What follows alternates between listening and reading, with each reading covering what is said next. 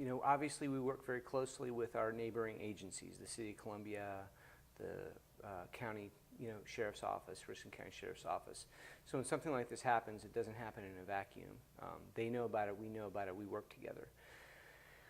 We could probably take something that's happened recently, and that was the assault that occurred actually on our campus over by the Pickens Street Bridge. I'm not sure if you're familiar with that. So this is kind of, I guess, a template of what happens when something like that occurs. When it happens, obviously we respond very quickly, sometimes within seconds and certainly within minutes to the scene, and we start investigating right away after we get attention to the victim.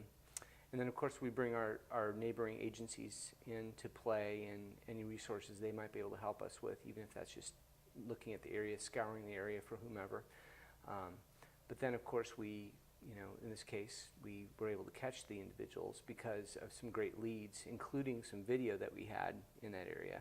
And one of the things that our community may not understand completely is how much video we have. We have hundreds of video cameras around campus. They're in parking lots, they're on buildings, they're on many of our call boxes. And although they're not as much of a preventative tool as they are a reactive tool, they work very well on many occasions, even if it's just getting a license plate number or a description of suspect or the exact sequence of what happened, so that we can kind of go back and, for instance, we might find the suspects in another camera somewhere else on campus. So if we do, well then we can kind of put the dots together as to where they came in and where they left campus and that kind of thing. So one of the things that we do is we have a very professional and very appropriately reactive police department. But we also do a bunch of education. And this is one way that we educate through film, through stories like this, but we also do a lot of presentations. We do our crime alerts, and even though that's more of a reactive thing, there is a education component to them, in that we always add tips in how to keep yourself safe in similar circumstances.